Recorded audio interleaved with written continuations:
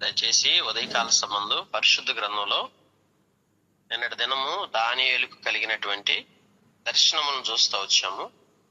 అయితే ఆ దర్శనాల విషయంలో నన్ను కలవరం వస్తున్నాయంట. దర్శనాలు మానవుడిని ఏం చేస్తాయంటే నెమ్మది లేకుండా చేస్తాయి, కలవరపరుస్తాయి. అది ఏ దర్శనమైనా ఆ దర్శనం ఎందుకు వచ్చింది, అసలేంటి, ఎందువలన ఆ దర్శనం ఏమైనది అని మనకి మనసులో చాలా కలవరాన్ని తీసుకొస్తాయి. కొన్నిసార్లు ఏదైనా దర్శనం దేవుడు మనకు చూపించినప్పుడు, లేదా అపవాది మన జీవితంలో ఏదైనా భయాందోళన కలగ చేయటానికి దుష్టుడు కూడా కొన్నిసార్లు దర్శనాలు చేస్తాడు. కానీ దేవుని దర్శనాలు, ఆ దుష్టుని దర్శనాలు చూస్తూ వచ్చినప్పుడు దుష్టుడు శరీర సంబంధంగా కలవరపరచడానికి, కలవరంతో కూడిన దర్శనాలు కొన్ని ఏర్పడతాయి. కానీ దైవికమైన దర్శనాలు దేవుడు కలగజేసినప్పుడు వాటి విషయము కూడా మనకు కలవరం వస్తుంది. ఎందుకు? ఇప్పుడు అంటే లోకంలో జరగబోయే సంగతులను మనకు ముందుగా తెలియపరచడానికి, దేవుడు భవిష్యత్తును గురించి, భవిష్యత్తులో జరగబోయే సంగతుల గురించి తెలియపరచడానికి ప్రవచన వరం ఎంత శ్రేష్టమైందో అలాగే ఈ దర్శన వరం కూడా అంతే శ్రేష్టమైంది. అంటే మనతో దేవుడు మాట్లాడటానికి దేవుడు ఏర్పరిచిన విధానాల్లో ఇది ఒక మంచి శ్రేష్టమైన విధానం. దేవుడు ఎలా మాట్లాడతాడు, దేవుడు ఎలా మనల్ని దర్శిస్తాడు అంటానికి, అంటే దేవుడు దర్శించే విధానాలు వేరుగా ఉంటాయి. చాలా రకాలుగా దేవుడు దర్శిస్తాడు. ఇతర మనుషుల ద్వారా, సేవకుల ద్వారా, ప్రవక్తల ద్వారా, కొన్నిసార్లు సాధారణమైన జంతువుల ద్వారా, ప్రకృతి ద్వారా, ఎన్నో రీతులుగా దేవుడు మనతో మాట్లాడతాడు. అలాగే ఇంక వేటి ద్వారా కాకుండా కొన్నిసార్లు దేవుడు మన దర్శనాల ద్వారానే మనతో మాట్లాడతాడు. ప్రత్యక్షంగా దర్శనాలు ఇచ్చి, దర్శనం ద్వారా దేవుడు మనల్ని మేల్కొల్పుతాడు, పురికొల్పుతాడు, ప్రోత్సహిస్తాడు. కొన్నిసార్లు భవిష్యత్తు గురించి అలర్ట్ చేస్తాడు, సిద్ధపరుస్తాడు, అన్నీ ఉంటాయి. అలాంటి స్థితిలో మనం ఉంటున్నప్పుడు ఈ దానియేలుకు కలిగిన దర్శనాలు దానియేలుని మనసుని చాలా కలవరపరిచినాయి. ఏంటి కలవరపరుస్తూ వచ్చిందంటే, దానియేలు, నేను నా దేహములో మనోదుఖము గలవాడినైతిని. ఈ దేహములో కూడా దుఃఖము కలుగుతుంది, దేహ సంబంధమైన దుఃఖాన్ని కలిగి ఉంటున్నాడు. ఎందుకు దేహములో దుఃఖము కలిగి ఉంటున్నాడంటే కలవరం. అందుకే ఇప్పుడు దేహము దేనికి సంబంధించింది? దేహములో దుఃఖం ఎప్పుడు ఏర్పడుతుంది అంటే కేవలము మనస్సులో కలవరం వచ్చినప్పుడు దేహమంతా దుఃఖపరచబడుతుంది. దాని బిడ్డలారా గమనించండి. అందుకే మనసులో కలవరం లేకుండా చూసుకున్నప్పుడే దేహంలో దుఃఖం లేకుండా ఉంటది, దేహము సంతోషంగా గడపగలుగుతాం. ఇక్కడ అందుకే నా దేహంలో మనోదుఖము గలవాడినైతిని అంటున్నాడు. చాలా మందికి మనోదుఖం ఎక్కువైపోతుంది ఈ దినాల్లో. కలవరం వలన మనోదుఖం ఎక్కువ అవుతుంది. కలవరం తీసేసుకున్నప్పుడు మనోదుఖాన్ని అధిగమించగలుగుతాం. అంటే ఫస్ట్ కలవరాన్ని జయించాలి. కలవరం ఎందుకు? అందుకే విశ్వసించువాడు కలవరపడడు అని వాక్యం చెప్తా ఉంది. దేవుని యందు మనం విశ్వాసం ఉంచినప్పుడు కలవరాన్ని అధిగమించి మనోదుఖం లేని జీవితాన్ని గడపొచ్చు. అయితే దానియేలు ఎందుకింత కలవరపడుతున్నాడు, ఎందుకు మనోదుఖము గలవాడయ్యాడు అని చూసినప్పుడు, ఆ దగ్గర నిలిచిన వారిలో ఒకని వద్దకు పోయి, ఆ దర్శనంలో దగ్గర నిల్చున్న వారితో ఒకని వద్దకు పోయి ఏమంటున్నాడంటే, ఇందును గురించిన నిజమంతయు నాకు చెప్పమని అడగగా అతడు నాతో మాట్లాడి ఈ సంగతుల భావమును నాకు తెలియచేసిను. ఇప్పుడు కారణం ఏంటంటే, ఎందుకింత మనో దుఃఖము అంటే, ఏదైతే దేవుడు దర్శనాలు చూపించున్నాడో ఆ దర్శనాల యొక్క భావము తనకు తెలియలేదు. ఇతర జీవితంలో కలవరం ఏర్పడుతుంది. మానవుని యొక్క జీవితంలో కలవరం లేకుండా ఎప్పుడు ఉండగలుగుతాడంటే, దర్శనంతో పాటు దర్శనం యొక్క భావం మనకు అర్థమైన రోజున మనం కలవరం నుంచి బయటపడతాం. ఇప్పుడు దానియేలు దాని కొరకే దేవుణ్ణి ఆ పక్కన ఉన్నటువంటి, ఎవరైతే ఆ దర్శనంలో చూసిన పక్కన వ్యక్తి దగ్గరికి వెళ్ళి ఆ వ్యక్తిని అడుగుతా వచ్చాడో, అప్పుడు అక్కడ ఈ జంతువులు 4 ఉన్నాయి కదా, ఈ 4 ఏంటి అని అడిగినప్పుడు లోకమందు ప్రభుత్వం చేయబోవు నలుగురు రాజులను సూచించున్నవి. ఈ 4 ఏం చూపిస్తున్నాయి? లోకమందు ప్రభుత్వం చేయబోచున్నటువంటి 4 రాజులను చూపిస్తున్నాయి. 4 రాజులు. దేవుని బిడ్డలారా గమనించండి, ఈ లోకమందు ప్రభుత్వం చేయబోయే 4 రాజుల గురించి దేవుడు దర్శనాన్ని చూపించాడు దానియేలుకి. గమనించండి, అంటే ఈ 4 రాజులు రాబోతున్నారు, వారి ప్రభుత్వాలు ఇట్లా ఉండబోతున్నాయి కనుక వారి ప్రభుత్వాల గురించి నీకు ముందుగానే దర్శన రీతిగా తెలియపరుస్తున్నాను అని దేవుడు ఏం చేస్తున్నాడు? వాటిని తెలియపరుస్తూ వస్తున్నాడు. గమనించినట్లయితే అక్కడ అంటాడు పరిశుద్ధ గ్రంథంలో, మహోన్నతుని పరిశుద్ధులే రాజ్యాధికారమునందుదురు, వారు యుగ యుగాంతముల వరకు రాజ్యమేలుదురు. వాస్తవికంగా మహోన్నతుని పరిశుద్ధులు రాజ్యాధికారమునందుదురు. యొక్క రాజ్యాధికారాన్ని స్వంతం చేసుకునే అధికారం ఎవరికి దేవుడు కట్టబెడుతున్నాడంటే మహోన్నతుని యొక్క పరిశుద్ధులు మాత్రమే రాజ్యాధికారాన్ని కట్టబెట్టి రాజ్యాధికారాన్ని పొందుకునే ఆ హక్కు ఎవరికి ఉందంటే మహోన్నతుని యొక్క పరిశుద్ధులకు మాత్రమే ఉన్నదని పరిశుద్ధ గ్రంథంలో మనం చూస్తూ ఉంటున్నాం.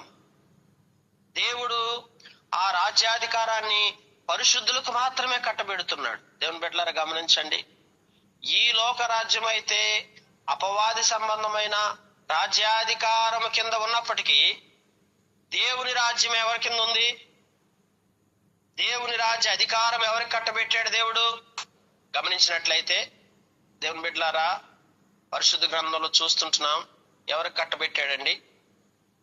ఎవరికి కట్టబెట్టాడు దేవుడు? ఆత్మ సంబంధముగా దైవికమైనటువంటి వ్యక్తులమైన పరిశుద్ధులమైన మనకు మాత్రమే దేవుడు దాన్ని కట్టబెడతా వచ్చాడు. గమనించండి, అందుకే అంటాడు, ఇనుపదంతములు ఇత్తడి గోళ్లను కలుగు ఈ 4వ జంతు సంగతి ఏమైనదని నేను తెలుసుకొని కోరితిని, అది ఎన్నటికిని భిన్నమును మిగులు భయంకరమైన సమస్తమును పగలగొట్టుచు మింగుచు మిగిలిన దాన్ని కాళ్ళ కింద అణగదొక్కుచుండెను. గమనించారా? కాళ్ళ కింద అణగదొక్కబడుచున్నది. కాళ్ళ కింద ఆ 4వ జంతువును చూసారా? ఆ 4వ జంతువు బహుభయంకరమైన జంతువుగా కనిపిస్తుంది కదా. ఆ జంతువు అంట ఆ కాళ్ళ కింద అణగద్రొక్కబడుచున్నది. దేవుని బిడ్డలారా, అపవాది దుష్టుడు ఈ భూమి మీద ఎంతో బలమైనటువంటి రాజులను పుట్టించి ఆ రాజుల ద్వారా సర్వమానవాళికి ఎంతో కష్టాన్ని వేదన కలగజేసి సర్వమానవాళి బాధకు గురే విధంగా చేసి ఆ మానవాళిని ఎంతో ఇబ్బంది పెట్టినటువంటి ఆ రాజులు ఏమవుతున్నారంటే పరిశుద్ధుల యొక్క అధికారం కింద ఏమవుతున్నారు? ఆ రాజ్యాధికారం కింద అణగదొక్కబడుతున్నారు. దేవుని బిడ్డలారా, ప్రస్తుతం మనమైతే ఈ లోకంలో అపవాది అనేక మంది రాజులను లేవనెత్తుంది. భూమి మీద ఈ రాజులంతా వచ్చి ఏం చేస్తున్నారు? రాజ్యాధికారం చేస్తూ ఈ అధికారం అంతా మాకే సొంతం అన్నట్లుగా పరిశుద్ధుల మీద అధికారాన్ని చలాయిస్తున్నారు. అయితే ఒక రోజు వస్తుంది, ఏం చేస్తాం మనం?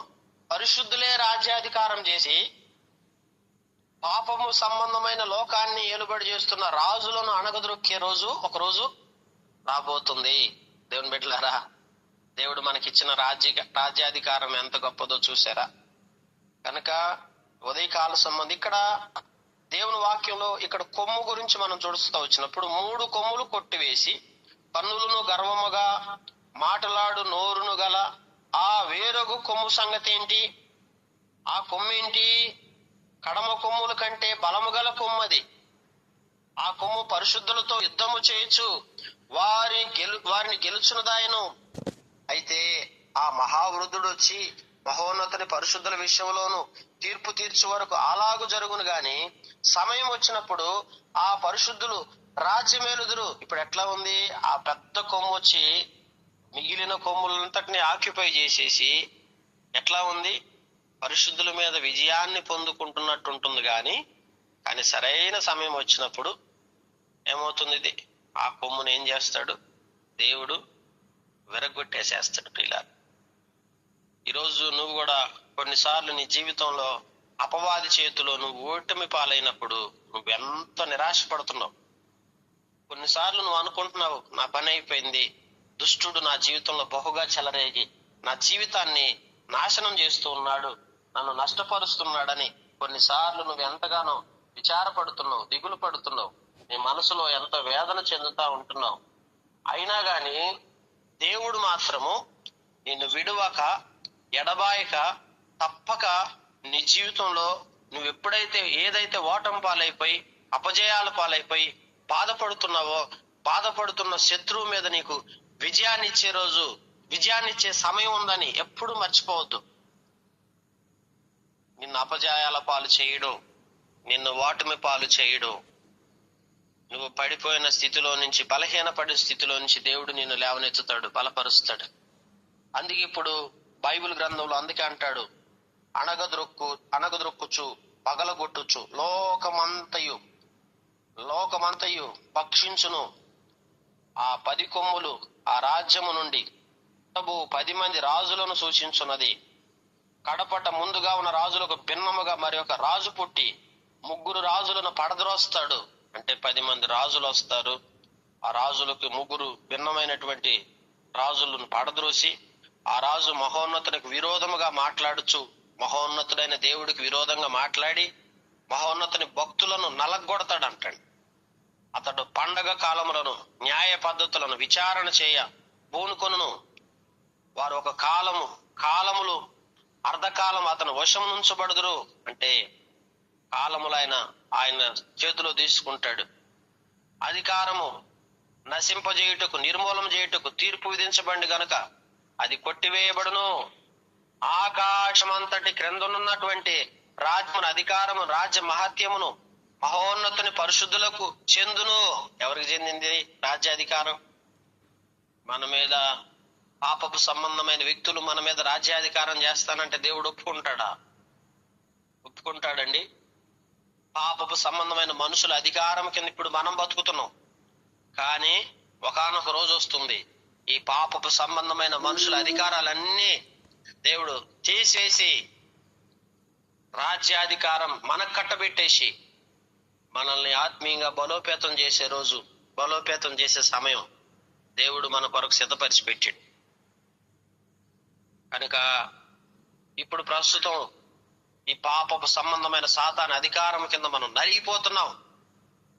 ఈరోజు సమస్యలకు ఈరోజు ఎందుకు ఇబ్బందులు, ఎందుకు కలవరాలు, ఎందుకు మానసిక ఒత్తిళ్లు, ఎందుకు మనుషుల జీవితాల్లో నెమ్మది లేకుండా ఆయా రీతులుగా బాధలు అనుభవిస్తున్నారు? కారణం ఏంటంటే అపవాది సంబంధమైన రాజ్యాధికారం కింద మనం బ్రతుకుతున్నాం. ఇదే మా సమస్య, ఇదే మనకి ఇబ్బంది.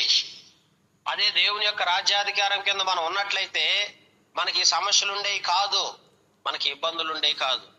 మరి ఎందుకయ్యా మమ్మల్ని ఈ అపవాది సంబంధమైన రాజ్యాధికారం కింద ఎంతకాలం మేము ఇలా నలిగిపోతా, బాధపడతాయి, గుడారంలో మూలుగుతూ బాధలు అనుభవించాలి అని మనం అనుకున్నట్లయితే దేవుడు చెప్తున్న మాట ఏంటంటే, ఈ రాజ్యాధికారం అంతా కూడా ఒక రోజు నిన్ను తీసివేసి ఒకానొక సమయంలో నీవు పరిశుద్ధులు రాజ్యమేలే రోజు, రాజ్యమేలే సమయం అతి సమీపంగా ఉంది అని దేవుడు మనకు చెప్తా ఉన్నాడు. ప్రియమైనటువంటి వాళ్ళారా, కనుక అతని అధికారము నశింపజేయుటకు, నిర్మూలన చేయుటకు తీర్పు విధింపబడిన గనుక అది కొట్టివేయబడును. దేవుని బిడ్డలారా, కొట్టివేసే రోజు ఒక రోజు ఉంది, పరిశుద్ధులకు చెందుతుంది. ఆ రాజ్యం నిత్యము నిలుస్తుంది. అధికారులందరూ దానికి దాసులై విధేయులైపోతారు. ఇంతలో సంగతి సంప్లిప్తమైన దానియేలు నేను విని మనసునందు అధికమైన కలవరవాడినైతిని, కలత గలవాడినైతిని, అందుచేత నా ముఖం వికారం అయితే ఈ సంగతి నా మనసులో ఉంచుకుంటుని. కనుక ఇప్పుడు ఇంకా అధికమైన కలత చెందుతున్నాడు. ఇదంతా భవిష్యత్తు, రాజ్య సంబంధమైన భవిష్యత్తుని దానియేలుకు చూపించేసరికి దానియేలు హృదయంలో ఎక్కలేని కలవరం వచ్చేసినాయి. అయితే ప్రియులారా, కలవరపడొద్దండి. ఉదయకాల సంబంధం నువ్వెందుకు కలవరపడుతున్నావు? పరిస్థితులు నిన్ను కలవరపరిచినయా? అపజయాలు నిన్ను కలవరపరిచినయా? ఓటమి నిన్ను కలవరపరిచిందా? జీవితంలో ఎదురవుతున్న పరిస్థితులు నిన్ను కలవరపరిచినయా? వాటన్నిటి గురించి కలవరం చెందొద్దు. దుష్టుని చేతిలో ఈరోజు మన బిడ్డలు, మన కుటుంబాలు ఇంకా చాలా మంది నలిగిపోతా ఉన్నారు. ఆ నలిగిపోతా మన హృదయాన్ని నలగొడుతుంది బాగా.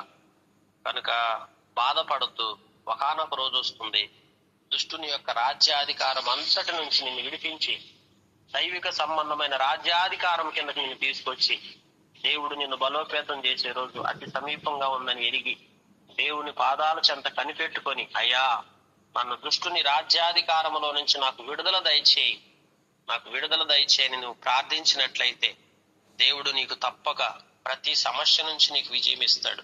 ప్రతి పరిస్థితి నుంచి దేవుడు తప్పించి నిన్ను జయ జీవితానికి నడిపించడానికి దేవుడు తప్పక మనకు సహాయపడతా వస్తాడు. దేవుని బిడ్డలారా, ఆ రీతిగా మనం జీవించి ఆశీర్వాదకరంగా చేయబడలాగా దేవుడి మాటలు దీవించును గాక.